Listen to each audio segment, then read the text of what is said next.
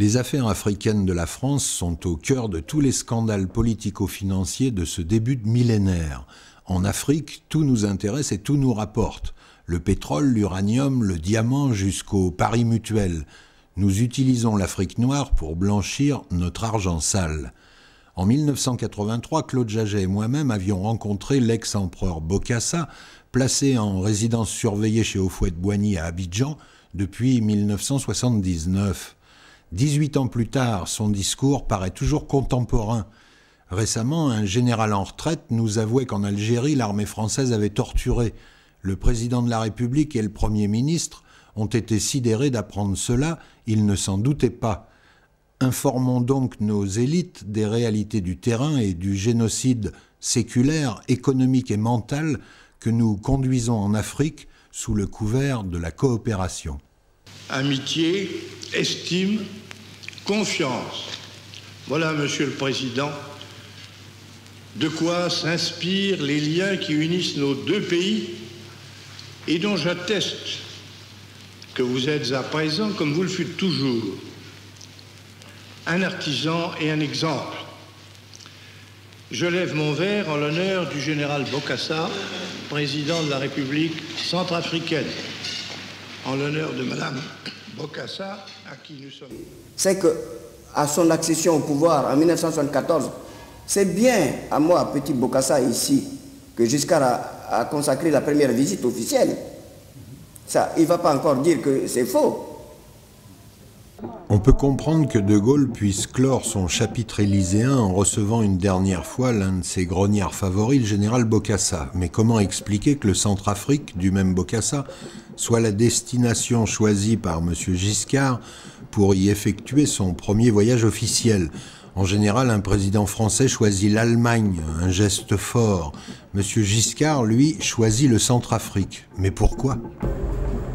Il y a des substances extraites de l'uranium qui servent à l'agriculture, à faire surtout à l'agriculture. Mais cette usine n'est toujours pas construite? Non, elle n'est pas construite. Donc Palu Suisse et la France achètent du minerai brut qu'ils mais traitent ils n'achètent pas.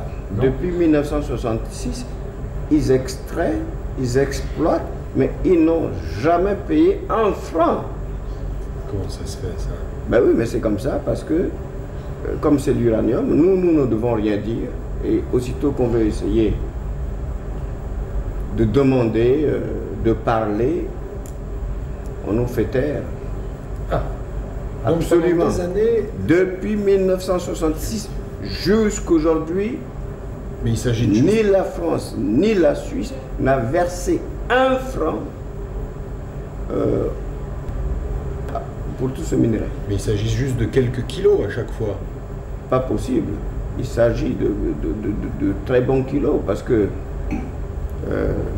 D'après vous, dans un avion, combien on peut en charger de minerai comme ça à chaque voyage? Ben écoutez, je ne dirais pas que c'est exagéré, mais ce sont des avions cargo. Or, vous connaissez aussi bien le tonnage des avions cargo que moi. Ah, donc c'est une centaine de tonnes? Absolument, absolument, une centaine de tonnes. Et des voyages assez fréquents? Des voyages assez fréquents. Et pendant des années, Oui, des années et des années. Ils ont créé même un terrain d'aviation à côté pour transporter cet uranium, et le gouvernement centrafricain, ça lui passe devant le nez, bien sûr. Mais on vous donnait les résultats de ces recherches sur le minerai? On ne donnait pas. C'est resté tout à fait un domaine secret. Bien, bien. On ne donnait pas de résultats. On ne donnait rien, et puis rien. Alors rien.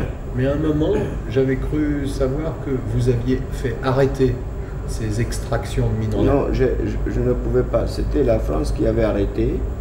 C'est la raison pour laquelle j'ai été demandé à la Suisse de reprendre. Et quand la Suisse a repris, la France est revenue aussitôt. Cette société Alu Suisse, Valéry Giscard d'Estaing ou la famille de Valéry Giscard d'Estaing aurait des intérêts? Absolument, ça c'est fatal. Je peux vous dire que ce qui se fait contre mon pays est une honte. On exploite mon pays et on l'interdit de revendiquer ses droits. On lui dit, qu'il est enclavé, il n'a pas de débouché sur mer, il n'a aucune chance, il doit se taire. Et mon pays est devenu tout à fait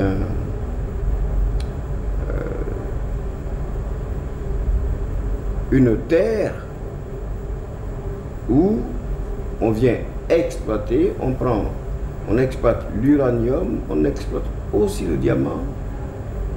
Pour le moment, ce sont deux minerais qui sont exploités. Nous avons cependant un important gisement de fer qui se situe à 75 km de la ville de Bangui. Nous avons fait des dossiers. Nous avons demandé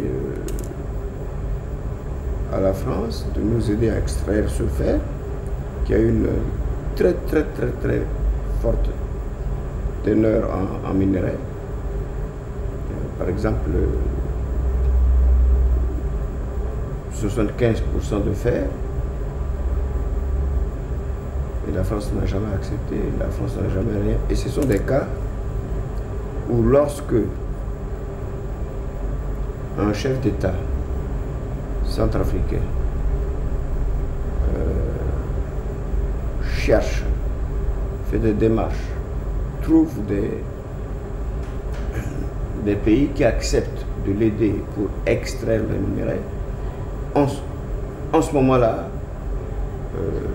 la France intervient pour empêcher, parce que la France considère le Centrafrique comme une propriété presque privée.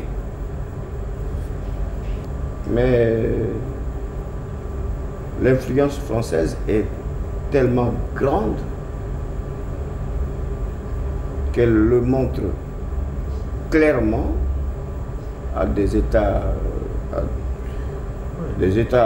étrangers à Centrafrique, que c'est elle, la France, qui est propriétaire de terres, que le Centrafrique lui appartient, c'est sa propriété.